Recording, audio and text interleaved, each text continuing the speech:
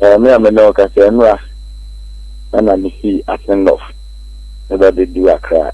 So from Saturday to Friday to Sunday in Anamara send off. Now the electoral commission Accra no me keke. O my no say no my electoral commission kwan say wo so di ni juma. Electoral commission na hihye me mra ye ne ma said odi di juma ana meboa. Ano ntino ye kwa abatu bia abatu commission team mra ye friend CI na odi akommercial be fee. Na ya hwe kwanya ye befa so aye abatu ne hihye in line with the constitution. Na oko afen nota even NPP for na nkasa ho no mo bonto ano omo ye nipa mienu e na contested this primaries one Charles Opoku and after the something also even the other camp no kra no ade ana omo kra de ye campaign wo form ne say Charles Opoku na nyi obi oto aba ho na den na party na ja na ma na contest na ono no de na mo say party for no na your favorite. That's the leadership of the party. So what am I say? Enti ade every being within the constituency taking judicial notice. That is the message in circulation. Even the camp of MPP for no crown, their contention. And let me tell you this. Electoral Commission for no no mobile interpretation of the 1992 Constitution, the actual politicians. Oma en yeti kroma da ye kwa koto ababia ye ni se ubia utimi gina asumrahye bedwani e wo se nipa no eye constituency ni nia ho no to aba. Who doesn't know? Who doesn't know? So well, the defense I thought that I did be defend the baby or don't try to defend it.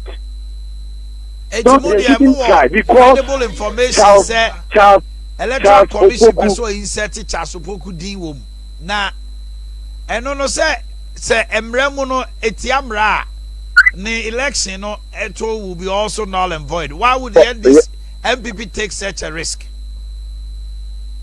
MPP they take a risk. MPP in one electoral commission because my colleague NDC MPP communicator and no electoral commissioner. It's MPP no branch of electoral commission no MPP branch no.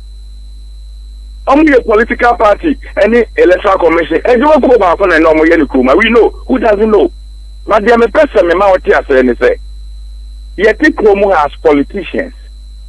Every presidential election, parliamentary elections. Yeah,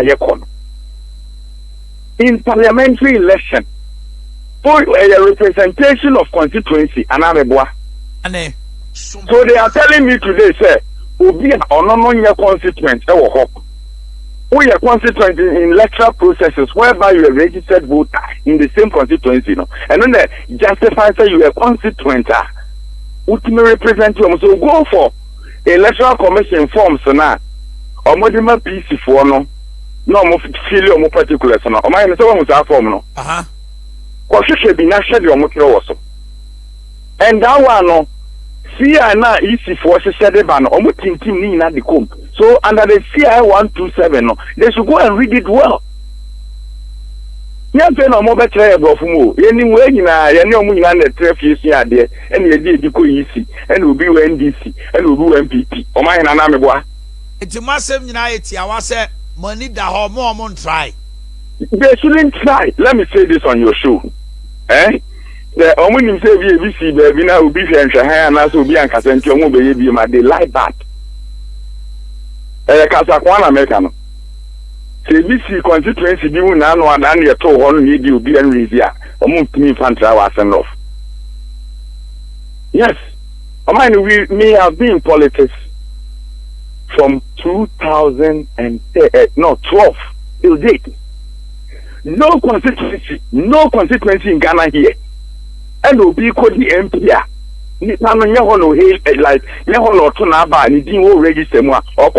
And there's a scenario MPP for only creating in Rana. They say, oh, some of primaries, no, MPs no do all free in the constituency contest with different place, but Lucia and also. What is that debate committee? I know the attorney say electoral commission, your electoral calendar. It is a political party no will be cross carpet. It said the mini slide. If free Sam George Hoba Botiano no. So can slide. English. Very good. Time oba na ye two man as parliamentary candidate no. Na electoral commission MBA in process into. But if be any process into, there was a provision for you to transfer your vote. Yeah. So slide transfer your vote every ningo pram at the buying issue. At the time of copy electoral commission form no, baby are not just or your constituent, a police station hand or trouble in no now into Timikoi. So if OPK is form in there. And for follow more and also MP no and a candidate meeting in one dance and are they not police station people?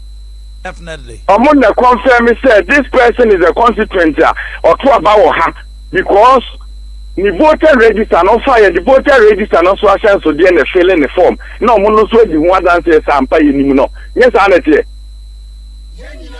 But the electoral commission is also quoting 94. Article 94 of the Constitution said a person does not need to be a registered voter at the constituency so far as the person hails from that constituency. They are liars. Their interpretation is wrong. Their interpretation is wrong. They shouldn't dare. They shouldn't dare. So, even granted. So, CI 127 now. My electoral commission now who design a paper now. Candidate never fail it. Ediako file no. I didn't electoral commission. Timiko Kino was so say. I was any panic free constituency. Now you will be or trouble. And they take who will be doing one and say why. All right. Let's oversaw tell me say. Oversaw tell me say. Will be free Burkina. I bet na swame. Now will be anything identify so your Burkina be. Who do you mean? Or better now, no. Bear 20 years in ye. What on a no poor or cast anti tree camera. MPP primary stands on ya or so MPP ni but no register na. You got to man now you see on register no on to abakra or hakra it made no ko. San ye no.